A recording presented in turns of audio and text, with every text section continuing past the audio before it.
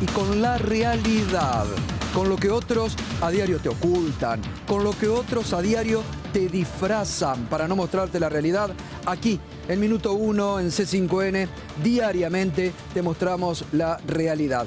Vamos a seguir, porque no hay que olvidarse del tema Brasil, del corrupto que hoy preside la República de Brasil, Temer, que ya está involucrado en una coima de 4,5 millones de dólares. Es lo que ha revelado uno de los empresarios de la compañía JBS que le entregaron a Temer. Este presidente que fue uno de los que orquestó el golpe contra Dilma Rousseff, que como ayer decíamos, Dilma Rousseff hoy está tranquilamente en su casa porque no le han podido encontrar nada, ningún hecho de corrupción. Los corruptos son los que están hoy al mando del poder político en Brasil. Algunos ya están presos, como el expresidente de la Cámara de Diputados, y pronto a caer este presidente que está sostenido por nadie ya hoy. Solo él, para no ir preso, se mantiene en el poder. Vamos a estar analizando enseguida ese tema. Vamos a estar analizando, les voy a estar contando novedades de la política, novedades del Frente Renovador. ¿Hay nuevos pases hacia el randacismo o se pararon ya? El único que se pasó fue Héctor Daer. Y además, esta noche le voy a contar, la expresidenta Cristina Fernández de Kirchner, ¿en qué anda? ¿Va a jugar ahora en las próximas elecciones? Enseguida también le voy a comentar novedades de la política, ¿no? Y por supuesto que enseguidita también una buena noticia para los habitantes de la provincia de Buenos Aires que estén bajo la jurisdicción de las empresas de energía eléctrica provinciales, porque la justicia, el juez en lo contencioso y administrativo Luis Arias, ha dejado sin efecto el tarifazo eléctrico ordenado por la gobernadora María Eugenia Vidal. Vamos a estar enseguida con ese tema y vamos a estar hablando con el defensor del pueblo, Guido Lorenzino, porque fue una iniciativa de esa Defensoría del Pueblo que separe este tarifazo eléctrico en la provincia de Buenos Aires. Pero vamos a ver esta nueva brutalidad policial contra estudiantes. Vimos hace poco lo que hacía esto, fíjese, ¿no?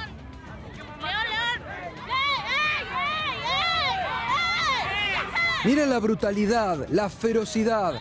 Esto ocurrió en Berisso, contra estudiantes secundarios. La brutalidad, agarrándolo por el cuello, tratándolos como delincuentes, tirándolos al suelo, como en la peor época de la dictadura militar. No son casos aislados, ¿eh? La brutalidad policial, hace poco lo veíamos en Quilmes, contra vendedores ambulantes. Hace poco también ocurrió en Banfield contra estudiantes. Aquí en la ciudad de Buenos Aires hay denuncias prácticamente todas las semanas sobre el proceder autoritario. Mire cómo tiran contra un patrullero a los jóvenes, los tiran al suelo. Realmente esto está ocurriendo con la policía de la provincia de Buenos Aires, pero se ha generalizado. Es de una brutalidad. A los delincuentes se les escapan todos los días. El grado de inseguridad que tiene hoy la provincia de Buenos Aires es alarmante. Secuestros extorsivos prácticamente todos los días.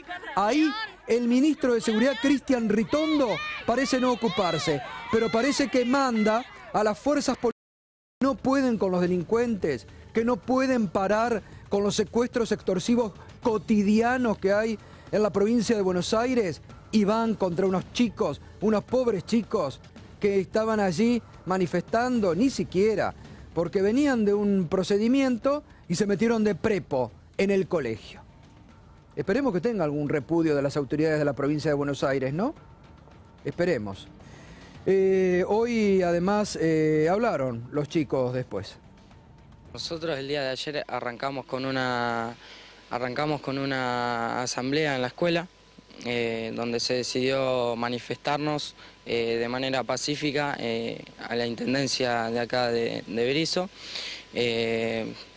Dijimos de ir un grupo reducido porque la idea no era hacer una marcha, sino una manifestación en búsqueda del diálogo, ya que el intendente muchas veces es lo que dice que hay que tener, pero bueno. Estuvimos una hora esperando que nos atienda alguien, no nos atendió nadie, el intendente no nos recibió ningún otro funcionario municipal.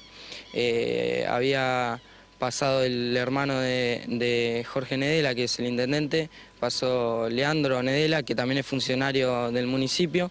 Si bien él se encarga de lo que es defensa civil, nosotros dijimos que bueno, después se lo iba a comunicar y que no había problema mientras podamos hablar con alguien para llegar a algún acuerdo o demás. Pero bueno, esto no se... En ese momento les dijo que el intendente los iba a recibir. No, en ningún momento dijo que nos iba a recibir. Dijeron que esperemos y que alguien nos iba a atender, pero no nos atendió nadie. Bueno, la respuesta a la violencia policial y la brutalidad de la policía nuevamente actuando. No fue, le digo, el único caso aislado. En Banfield también hubo manifestaciones en contra de estos procedimientos en la ciudad de Banfield. Lo vemos.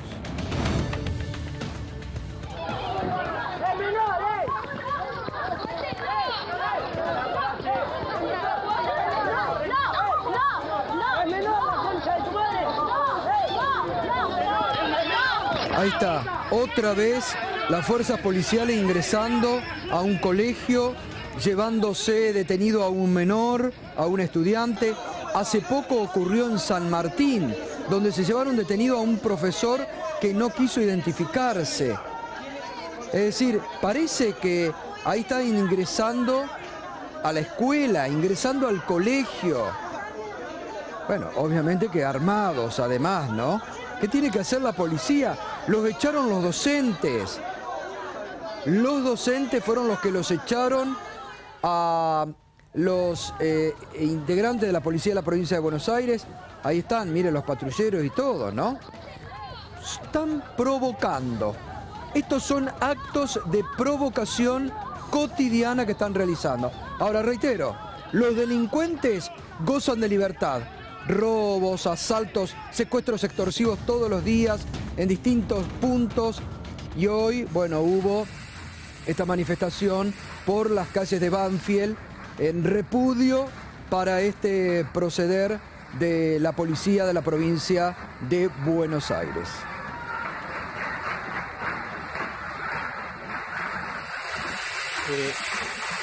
Gato, el intendente de Berisso, Jorge Nedela, radical de Cambiemos, dijo repudiar la violencia policial, esto de acogotar a los chicos menores de edad, pero me parece no alcanza con el repudio, ¿no? No, porque aparte estaban esperando que los reciba él. Él no los recibió y mandan a la policía. Exacto, la falta de diálogo después de predicar diálogo. Después les queda bien los repudios, pero muchachos, actúen a tiempo.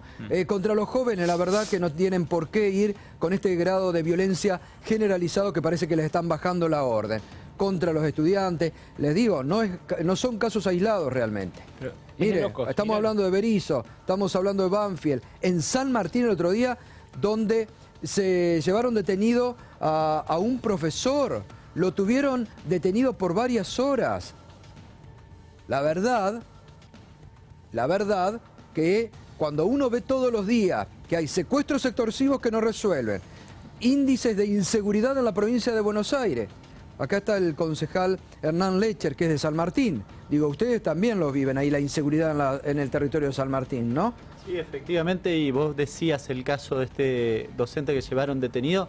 En realidad, claro, lo que sucedió fue que la policía nunca se identificó. Claro. Está el video y le preguntan varios de los docentes que estaban allí presentes, que tuvieron el acierto, digamos, el latino de en ese momento filmarlo, preguntarle varias veces por qué además se lo llevaban detenido. Bueno, no hubo ninguna razón, finalmente fue a la comisaría, después lo liberaron, pero efectivamente lo que sucedió fue que este docente estaba defendiendo a los chicos. Por distintos lugares, ¿no? porque había recibido golpes el docente, querían llevarlo a algún hospital para hacerlo ver, no lo llevaban al hospital, no lo hicieron ver con un médico forense y terminó en una comisaría. Sí, y en realidad el hecho se suscita similar a este, porque lo que sucede es que el profesor sale a defender a los chicos, claro, que eran los que estaban siendo atacados por la policía, ¿no? Bueno, no son hechos aislados, lamentablemente. Creo que alguna respuesta el ministro de Seguridad, Cristian Ritondo, deberá dar frente a esto que ya es una práctica constante de la policía de la provincia de Buenos Aires, que reitero, los niveles de seguridad son realmente preocupantes. Hoy la inseguridad es el principal factor de preocupación nuevamente en la policía de la provincia de Buenos Aires. Plan de seguridad prácticamente inexistente, secuestros extorsivos todos los días en la policía. El otro día, en la provincia de Buenos Aires, el otro día hablábamos con gente de Ciudadela en la radio, viven con un terror cotidiano, terror a salir a la calle por el tema de los secuestros extorsivos que se están allí en toda esa área de Ciudadela. Es tremendo con el terror cotidiano que vive. Bueno, pasamos a otro tema. ¿Se acuerdan que estuvimos hablando esta semana del titular de la AFI, Gustavo Arribas, denunciado por el coimero brasileño Meirelles? Tenía que presentarse el miércoles en la comisión de seguimiento del Congreso de la Nación.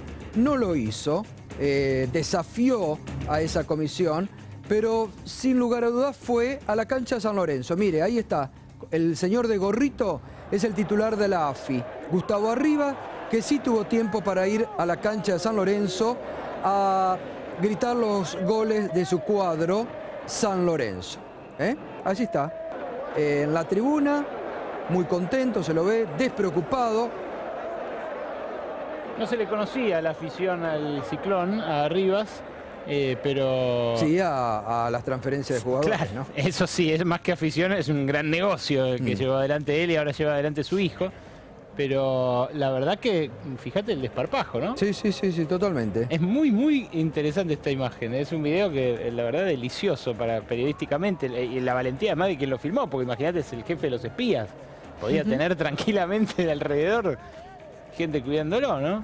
Raro. Pero bueno, él no se dio tiempo para ir a la comisión del Congreso, pero sí estuvo presente en la cancha de San Lorenzo, ¿no? Absolutamente despreocupado. Hoy envió una nota al presidente de la Comisión Bicameral del Congreso de la Nación, indicando que no tienen ninguna facultad para investigarlo ni para citarlo a él por el tema de las denuncias de Meirelles, así que, y además cuenta con la banca del presidente de la Nación, que lo sigue defendiendo. Desde el exterior dijo esto.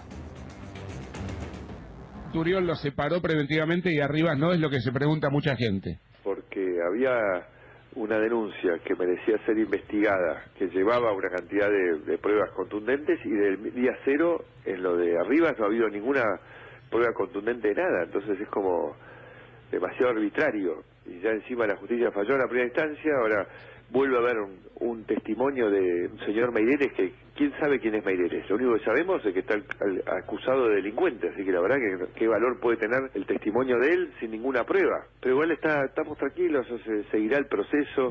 Si quieren reabrir la causa otra vez, que se reabra.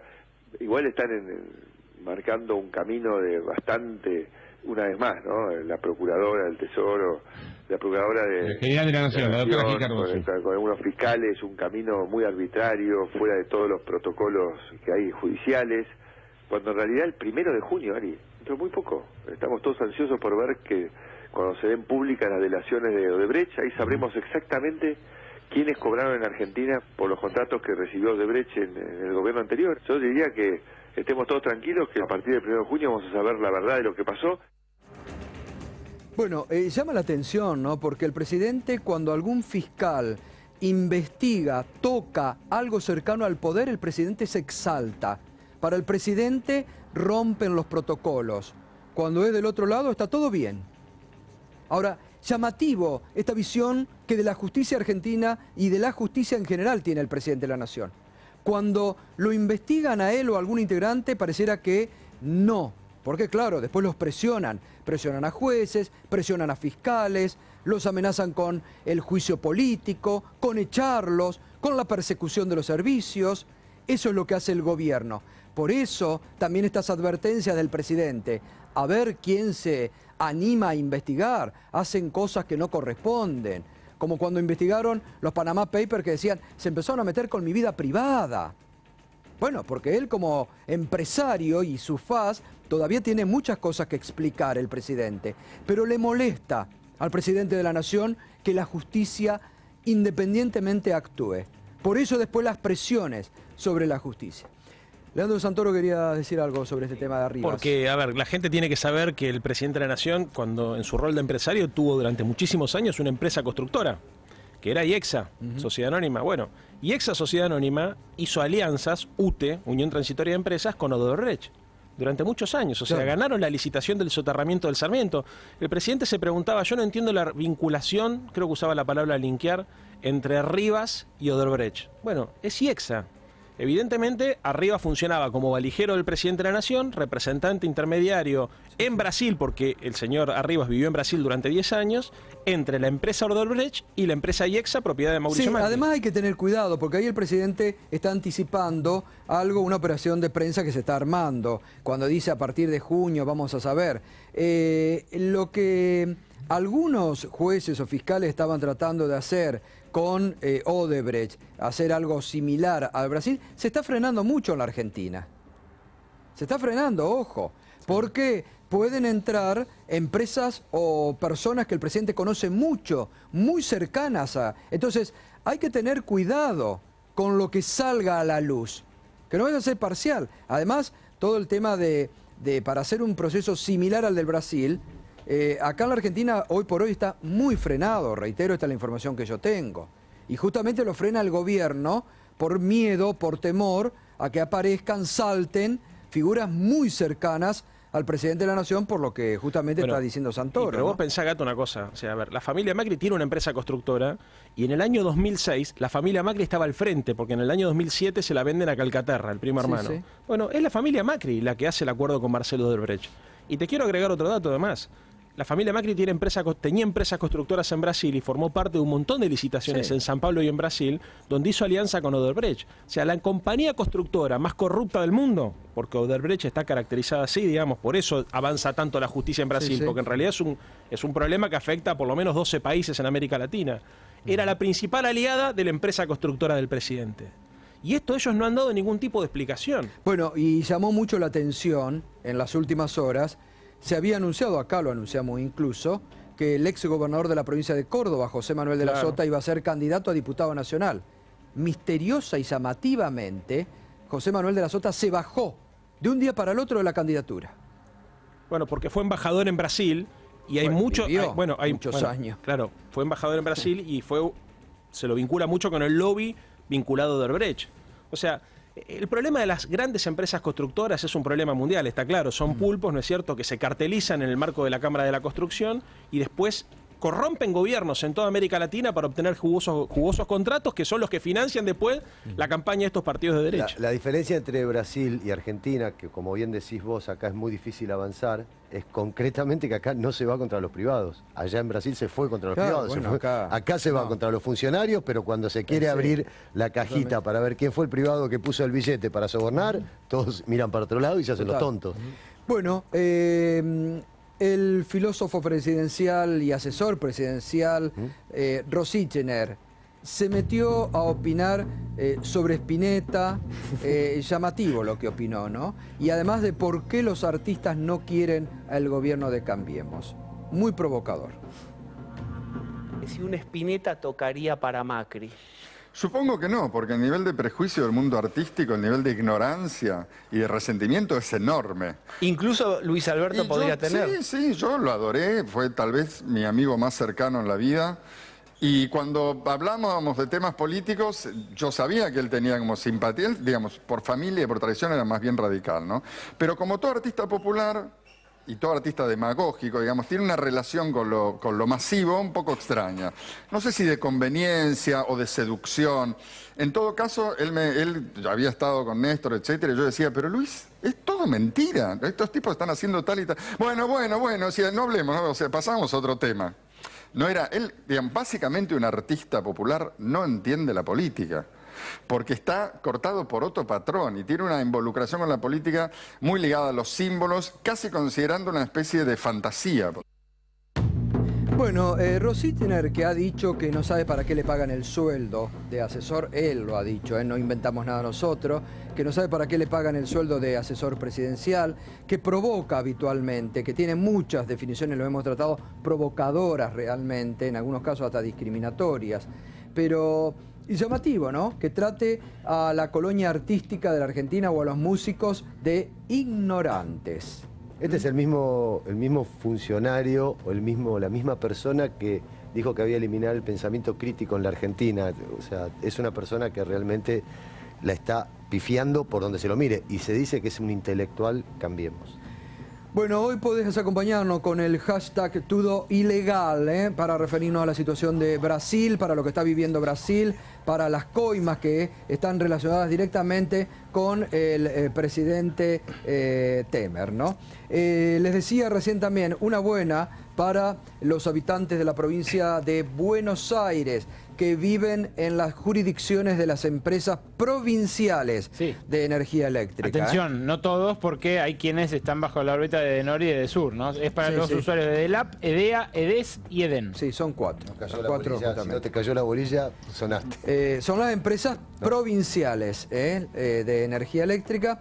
El juez en lo contencioso y administrativo, Luis Arias, suspendió el tarifazo que había aplicado el gobierno de la provincia de Buenos Aires y esto decía. El aumento está suspendido, no deben pagarse los aumentos. Las empresas distribuidoras, que son 4 en la provincia de Buenos Aires, EDELAP, EDES, EDEA y EDEN, como las cooperativas eléctricas del interior, deben emitir una nueva facturación.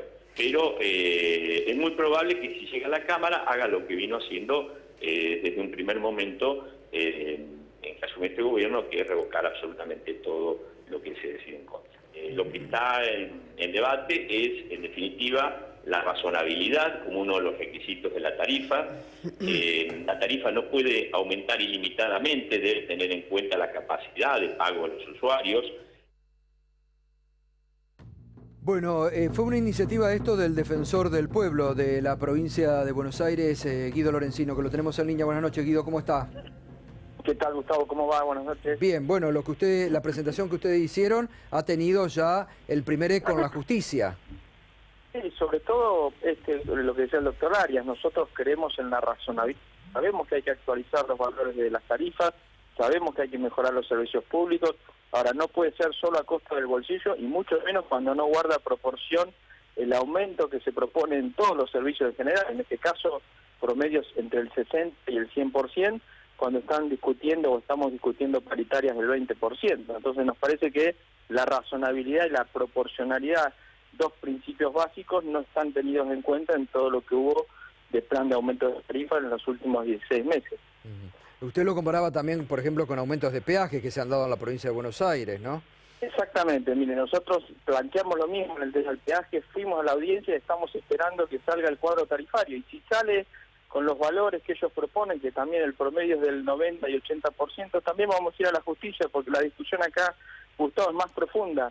No estamos en contra de actualizar las tarifas, estamos en contra de que los aumentos no guarden proporción con los ingresos. Claro, porque la gobernadora había dicho que no iban a superar el 58%, pero ustedes justamente han denunciado que pasan el 100% en algunos casos, ¿no?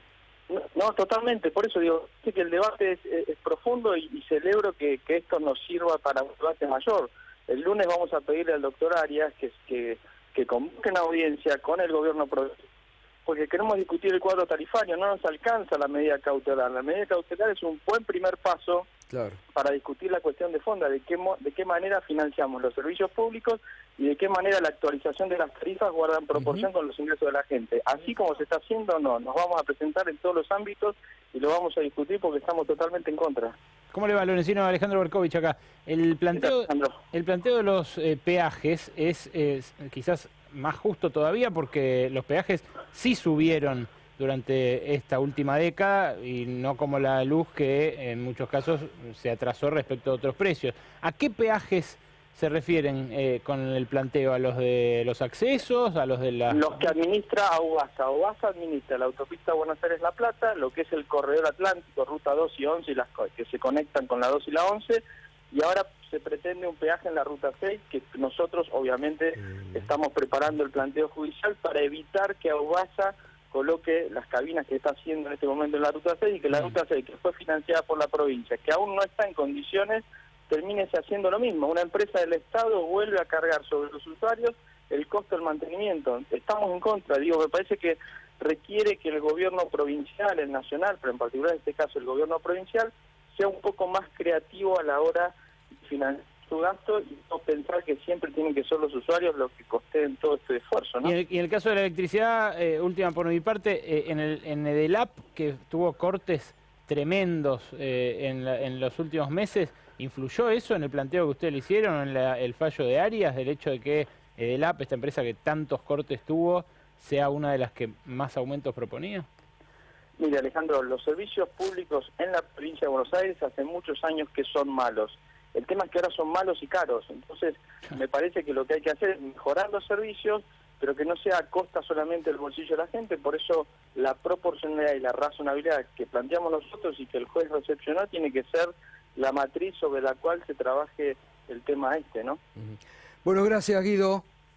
Gracias, buenas noches. Buenas noches, que esté muy bien. Gracias. Novedades de la política, se acerca junio, hay mucho movimiento en los distintos partidos políticos, en las distintas agrupaciones, mucho rum produjo esta semana el lanzamiento ya de Florencio Randazzo, que ha dicho que va a participar dentro del partido justicialista, y también se especulaba que así como Héctor Daer saltó del Frente Renovador a las filas de Randazzo, podía haber otros saltos. Se hablaba mucho del ex gobernador de la provincia de Buenos Aires, Felipe Solá. Bueno, le adelantamos que Felipe Solá permanece en el Frente Renovador.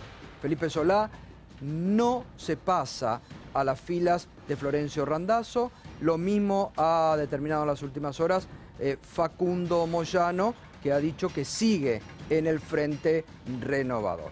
Y la expresidenta Cristina Fernández de Kirchner ha retomado las reuniones políticas en la provincia de Buenos Aires. La expresidenta quiere liderar un proceso de unidad dentro de las distintas líneas que tiene Frente para la Victoria, los intendentes, el peronismo en la provincia de Buenos Aires.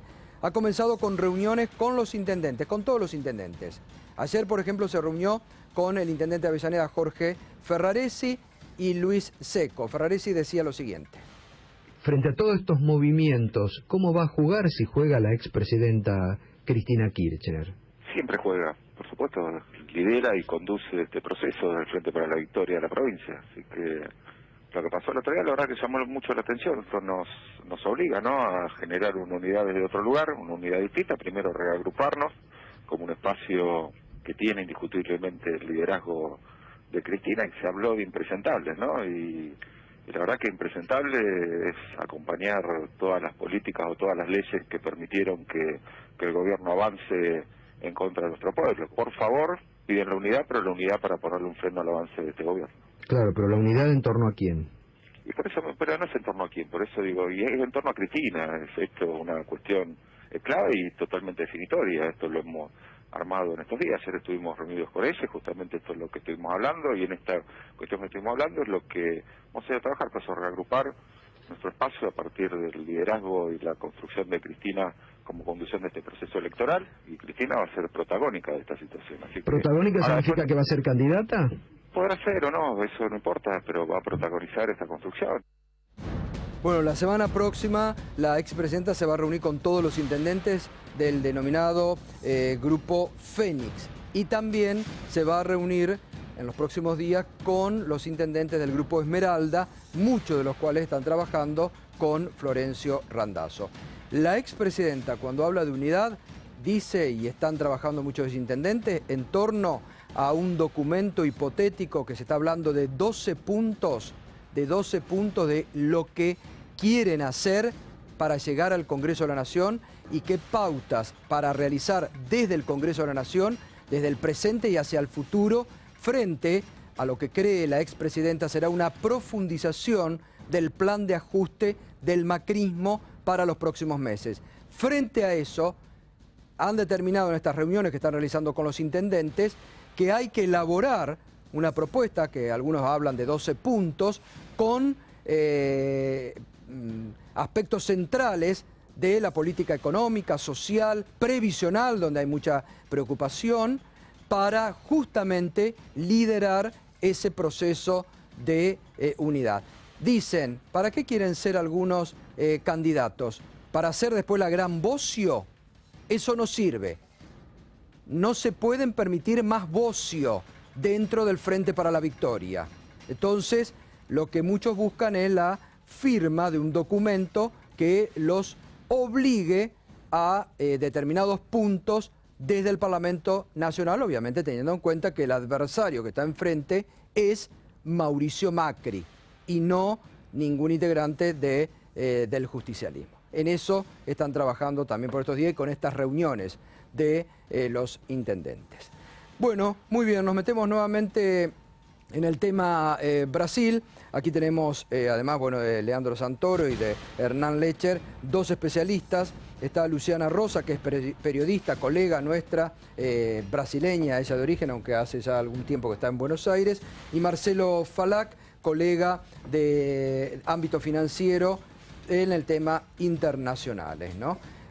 Bueno, ¿qué es lo que está pasando? Todo mal, todo ilegal, como pusimos en el hashtag. Es una pregunta muy difícil de contestar. ¿Qué está pasando? Porque está cambiando cada segundo, hay una novedad, hay un nombre nuevo que sale a la luz, que está involucrado entonces en nuestra nueva delación premiada, que es una de una serie. Van cayendo de a uno, ¿no? Exactamente. Es interesante poner que en ese caso, como se trata de una empresa que está ligada al sector de la carne y no necesariamente involucrada con el tema de la construcción, fue mucho más rápido el proceso de apertura de nombres, de desinvolucrarse del gobierno, claro, para, de alguna manera, conservar los negocios, porque su sector es distinto, ¿no? Las empreiteras en Brasil, las constructoras, su principal cliente sería el gobierno. Acá, JBS no necesariamente, porque puede seguir vendiendo carne, aunque esté involucrada, claro, con un escándalo político. Ahora, de esas dimensiones. En las últimas horas se supo, a través de otro de los directivos de JBS,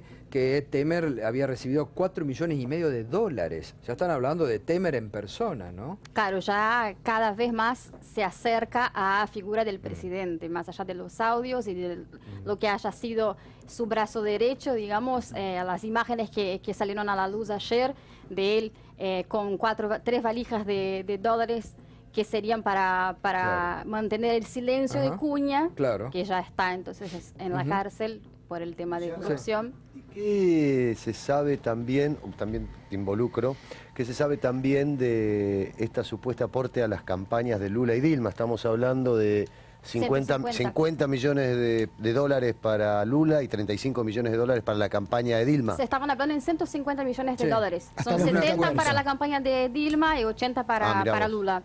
Que eso sería, claro, parte de esa delación, pero sin ninguna prueba concreta. Claro, no hay prueba. Bueno, claro, él dice que fue depositado en una cuenta en Estados Unidos. En Suiza. En Estados Unidos, me parece. En Estados Unidos. Una cuenta en Estados Unidos. Entonces, sí.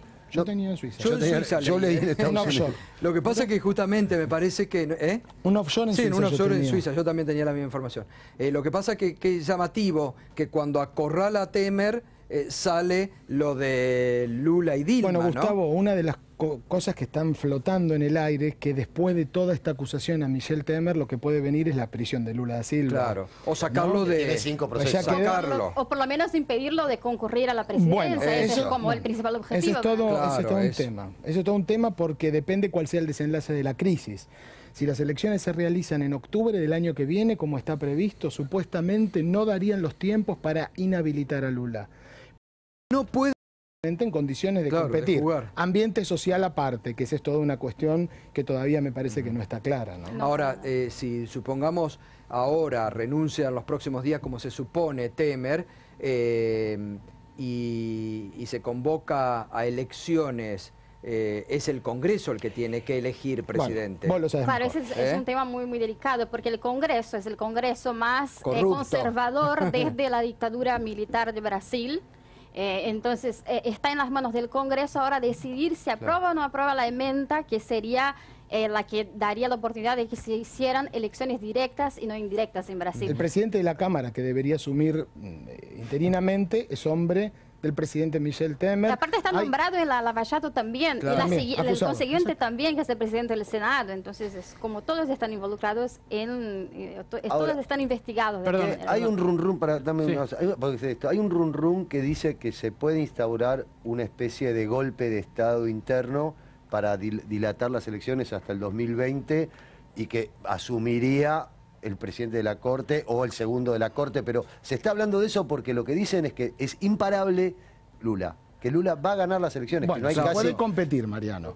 Hay una propuesta en el Congreso dando vueltas, es decir, una enmienda constitucional. No hay espacio social y en la opinión pública para golpe. Así. Claro, por eso tendría que ser no, a ver, sería una es enmienda. Es el plan de Globo este, muchachos. Sería una enmienda. Es el plan de Globo. No, bueno, pero sería una enmienda legal. Es echastrar a todos, es el plan de Globo. Ahí tiene que haber una decisión también de participación de las Fuerzas Armadas. Bueno, es una cosa... un golpe cívico-militar, se está hablando de eso. Bueno. Se está hablando de eso, muchachos. Yo no veo ambiente social como para una cosa así. Más allá de que ojalá no desacredito lo que decís, porque hay un proyecto en el Congreso. Puede ocurrir lo que dice Luciana. Hay un proyecto en el Congreso, te lo están diciendo. No, pero bueno, pero puede ocurrir lo que dice Luciana, que la vía más directa, renunciado Temer, es que justamente es el Congreso el que tiene que elegir al representante, al presidente. Y ahí hay muchos, ahí está por ejemplo el diputado que cuando votó la destitución de Dilma, votó y brindó por el torturador de Dilma.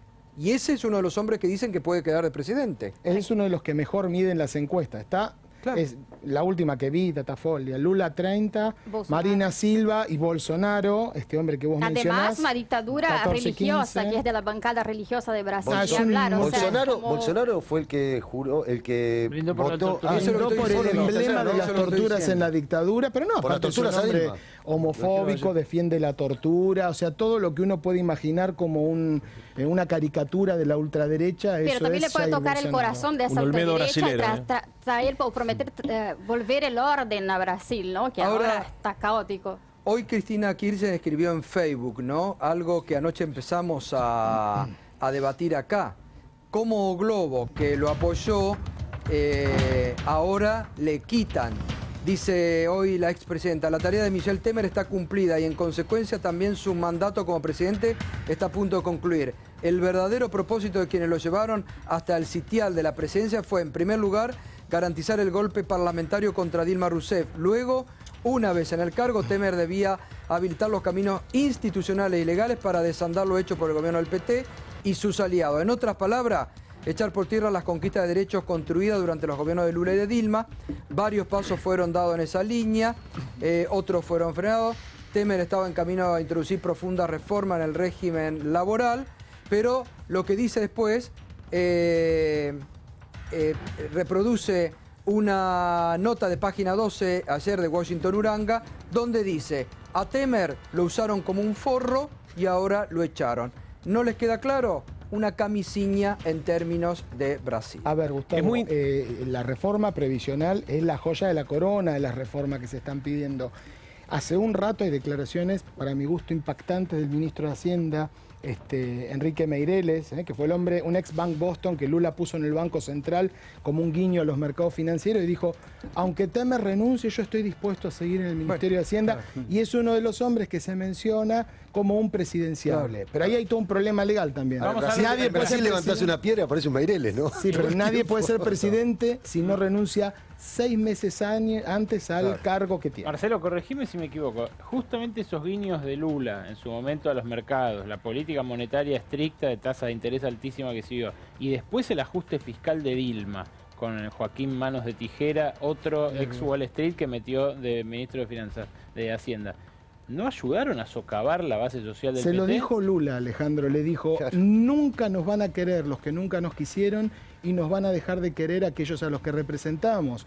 Esta política... No, digo por esto de que es solo o globo, que es el complot. Me parece que el PT también cometió sus errores. ¿Cuántas personas defendieron a Dilma Rousseff en la calle en el impeachment? Muchas menos de lo que se suponía. No, pero olvídate de la gente.